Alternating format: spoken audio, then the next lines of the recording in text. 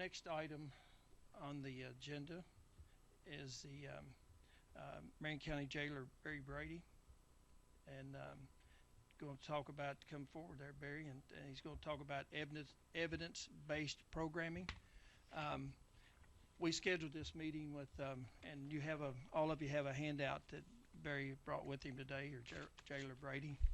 We scheduled this meeting a couple months ago as Barry and I have been talking quite a bit about the evidence-based programming, and it's kind of a coincidence that since we scheduled this, that the announcement was made to the state not to renew the contract with Marion Adjustment Center, and but that's about 600 program beds that are no longer in the system, and those prisoners will be, I guess, transferred out over a period of time. We've asked the governor for an extension on that, and he has extended the date 30 days extended the contract 30 days, and we've asked him to continue that contract till December 31st to allow us an opportunity for CCA to go out and recruit a new or to retool and find another contract with possibly another state to house inmates. So we're still working to try to keep Marion Adjustment Center open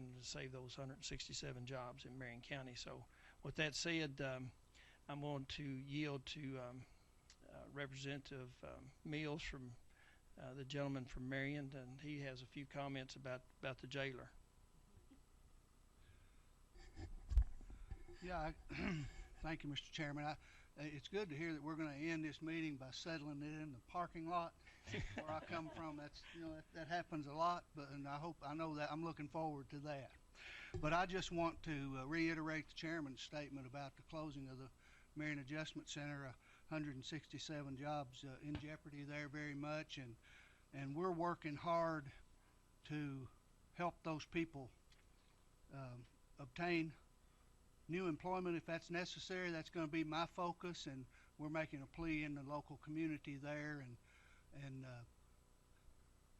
I think we can see the writing on the wall, in the big picture. I don't think I'm pretty sure the contract's not going to be renewed, and we're hoping that CCA can find another tenant. But our focus is going to be on helping those people who may lose jobs continue to be able to support their family, and we're going to be appealing to local human resource directors. And in talking to Jailer Brady before the meeting, he's already hired a couple of those folks, so that's going to be our focus. And the big picture that we were talking about with Fort Knox, the same thing is true with Marion Adjustment Center, except on a smaller scale. But that's our people, and we're gonna work hard for them. Just to comment on Barry, I was going to comment after, but I'll go ahead and say it. I can testify that what Barry tells you, he means. I can testify that when Barry talks about keeping people out of jail and making their lives better, he means it. Because I've heard that from day one when I got elected. I've known Barry for a lot of years before I got elected. As a matter of fact, I worked for Barry for 6 months.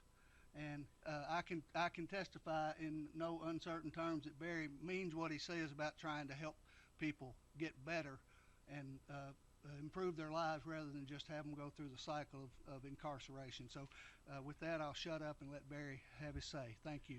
Okay, I do want to say that the reason Jailer Brady is here today is our conversations that we've had over the last several years about inmates in the Commonwealth, that we need to have programs for them so they have a chance when they're released from jail or from prison, that they don't turn around in a few months or back in prison.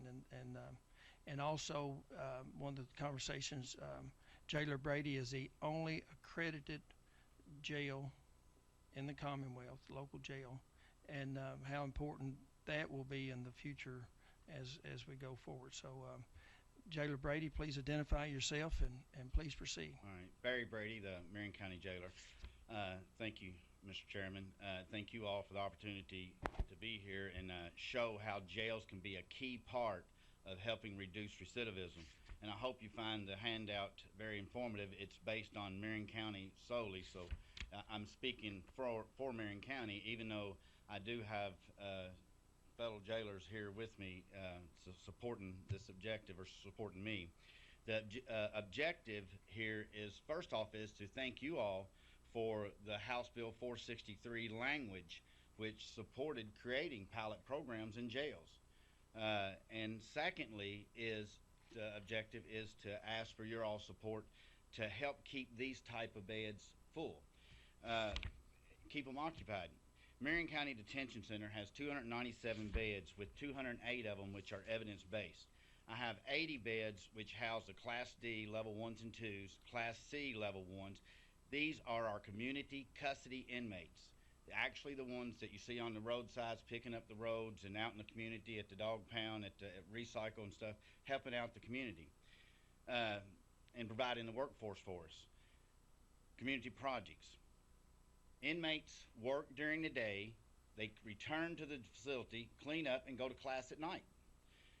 In these classes that we have set up, we have a MRT, which is a moral recognition therapy. It's a cognitive thinking class, kind of an inner look at yourself for the prisoner. We also have an Inside Out Dads, which is a parenting program for the prisoners, and also a New Directions, which is a re-entry. And mostly, if I told you, this is a low custody inmates, and not a lot of actual educational programs across the state that provides that.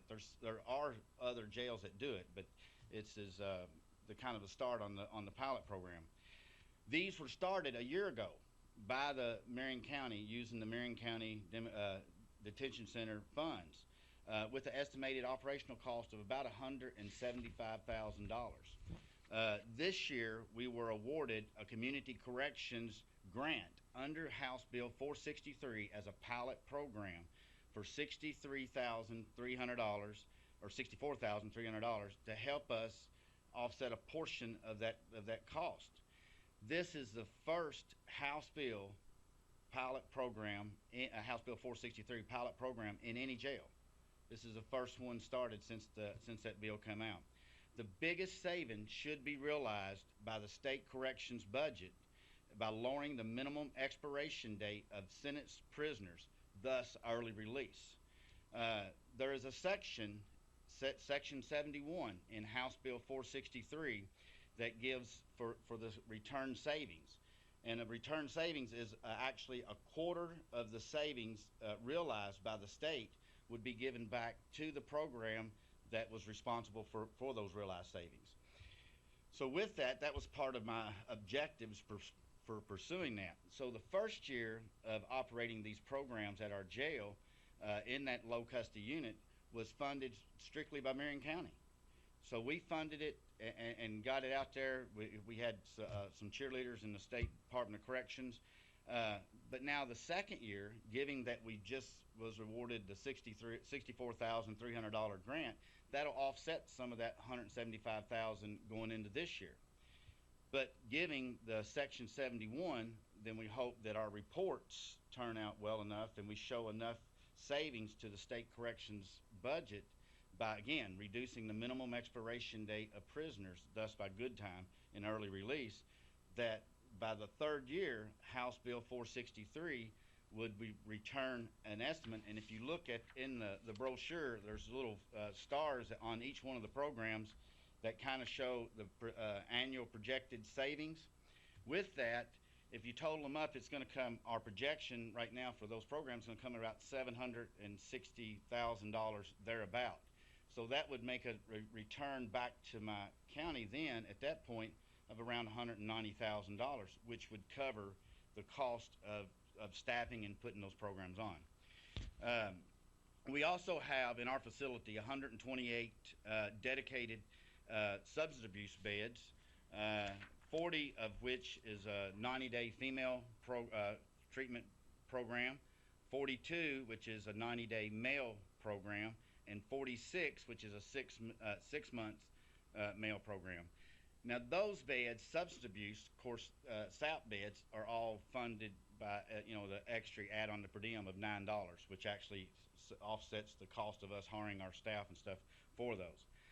But we did notice with the increased focus on programs within our facility, the increased number of GEDs come about. having that dedicated time, classroom time, and focus on those individual prisoners in programs, our numbers have improved with that. And if you'll see in the one spot here on GEDs, you'll actually see inmates in caps and gowns. We actually, when they go through and complete their GED, we will have an actual graduation ceremony. And I mean, this is the first time they've ever had an opportunity to put a cap and gown on, to own a tassel for their education, a symbol, other than just the diploma. And take it, right now there's 53. Those 53 that was just last year were majority or all of them were state prisoners. And all the state prisoners, these two got 90 days good time, a reduction in their sentence.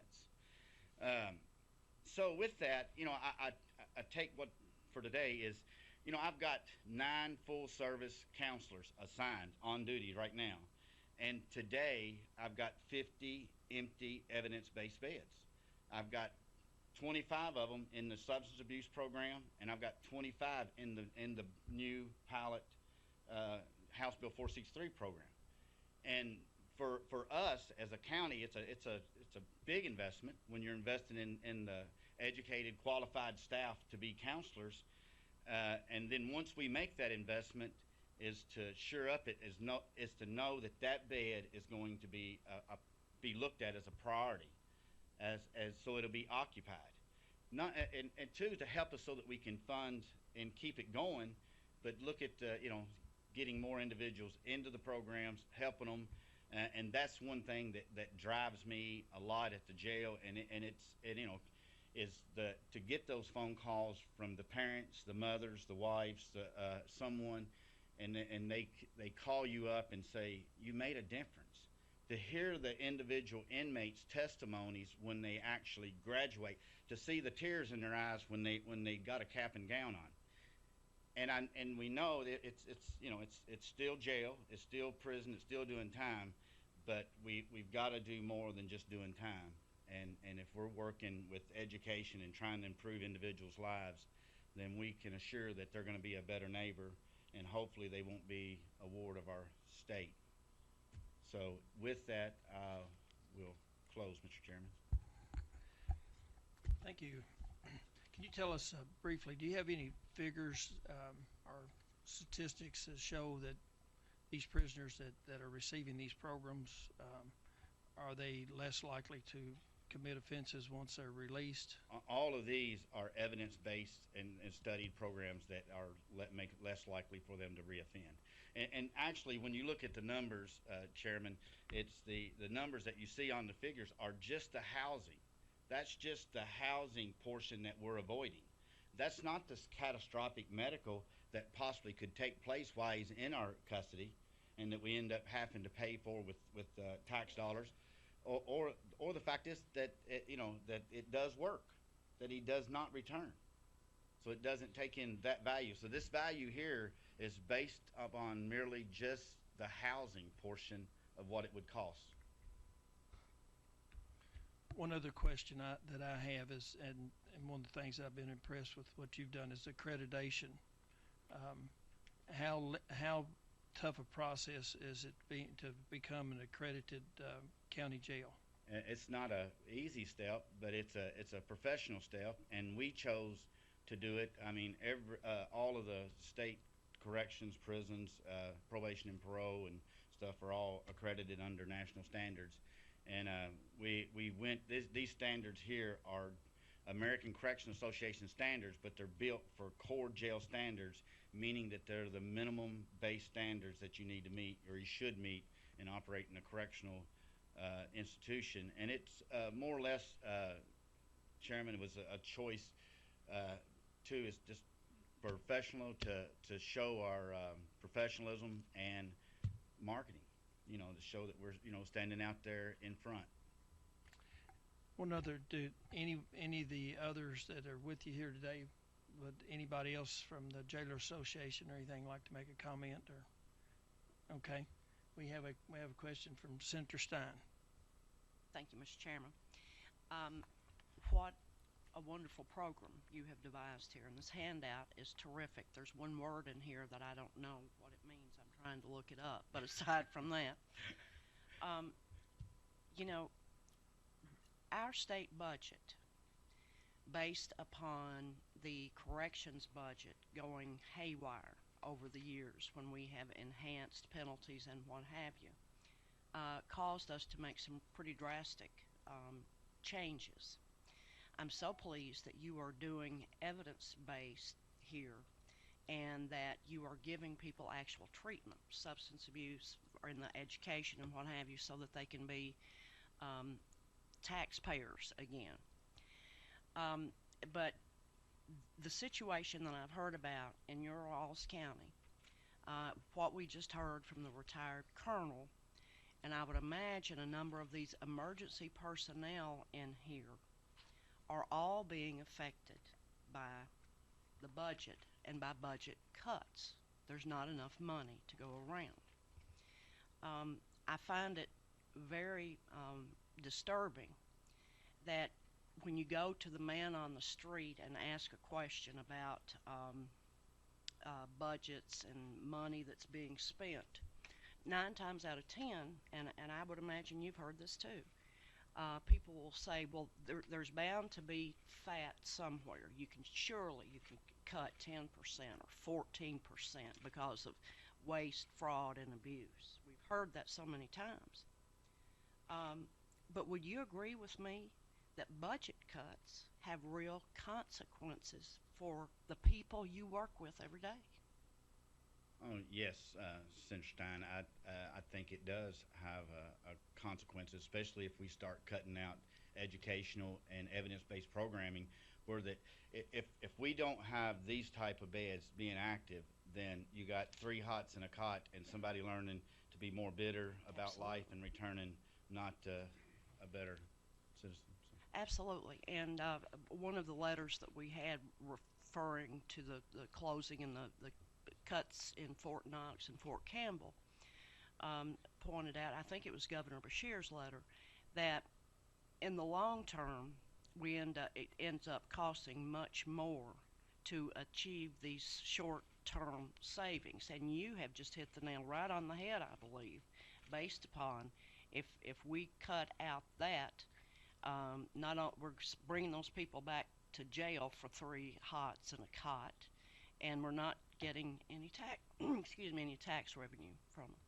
Yeah, exactly. Well, I would ask members of the committee significantly. This committee has shown us exactly what the clamor for budget cuts is doing to real people in our state and to our state budget. Congratulations and thank you very much. Thank you. Representative Mills. Thank you, Mr. Chairman, and I'll be brief. It's rare that I speak twice, but I got a special friend here today. Jailer Brady, I would just like to commend you and appeal to jailers throughout Kentucky to take this approach. Not only are you trying to achieve the goal of House Bill 463, I believe, but more important than that, it's morally the right thing to do. You're trying to improve the lives of human beings, and I commend you for that, and I hope we can see more of it. Thank you, Mr. Chairman. You're quite welcome. Senator Clark. Chairman. Jailer Brady, thank you very much for the work you do. I appreciate that. I appreciate your testimony. I appreciate trying to save lives. One of the questions I have, though, is upon release of our inmates that we have, are we helping them secure the documentation they need? Everyone released from our prison system needs a state-issued ID. They need a social security card, and they need a birth certificate. These are some of these are the things that get in the way of them getting back in life and getting on with life and getting employment things. Do we help people get these documents when they? Senator Clark, good question. And it is, and it's with our reentry programs, and specifically with the new directions. It's some of the focus on that is to help them try to get their ID cards and get established to get back in. I know we have it running at our facility, and I know that it's in some of the prison. This new entry, this new directions class. Mhm. So it's a big focus as reentry, because again, if you send them out the door with those struggles, you help them all you can, but Yes, but that, that's that a could be big another a barrier for them. Absolutely, it's a large barrier for a lot of people Yes. coming out of prison, right there. Let me ask one other question then. We had a judiciary committee last month down in Fredonia, down at the women's prison down in Fredonia, Kentucky. There were some of the counselors there, and they had several of these similar programs, and they had the reentry program. And they talked about the inmates that they had, and they talked about a policy the state of Kentucky does not have. I think we're one of 4 states now that does not most automatically reinstate voting rights. And some of the counselors were saying that if the inmates know that they have this hope of full participation in citizenship again, it makes it easier on them. It makes it easier in their counseling session. It makes it easier to control the inmates. But have you ever thought about that concept of how we go forward with that? No, I have that, as well as employment and stuff, making sure that we have enough employment for these individuals Right. once they get out of prisons and jails. But I could very much see that being a part of it when they're this focused on rehabilitative type programs and stuff. You see a difference in those individuals, and for them to be at a point that they're going to regain rights as other citizens, I would think it would be no more than a plus to have them, Sure. another incentive for them to work harder. Thank you. It gives people great hope. Yes. Let me ask one more question, really more of an observation stuff of our prison population itself. We have a very young prison population, especially men, young men 18 to whatever, 18, 24, 25. They're really, at those ages, they're not fully mentally mature enough to make the kind of decisions where they have self-control, good self-image, self-determination. A lot, we count when you're 18, you're a full male adult participant in society. But physiologically, you're truly not, are you? No, you'll see more of the younger ones stumble. They'll do well with the classes, but they'll still stumble some. As the age and that mind matures, Yes. they get a lot of these things fall back in place a little bit. And actually, the recidivism rate among older inmates and stuff drops quite drastically. Yes. That's just observation. Yes. Thank you very much for your work. Thank you, Senator Clark. That's about the restoration of voting rights. I've long been an advocate to do that during the reentry program, to fill out the paperwork to have your rights restored. And Governor Beshear has done a very good job of, I think I checked not long ago, they're approving about 2,000 people a year to have their rights restored, and will do a whole lot more if they would just apply. But anyway, that's enough said about that. Thank you, Jailer Brady, for being here today. Thank you for your programs that you're implementing under House Bill 463, and trying to change that in Kentucky, where we just warehouse prisoners, where we have the reentry program for them, and that they have a chance when they're paroled or get out. Hopefully, we're able to keep these beds occupied. So. Yeah. Thank you very much. Thank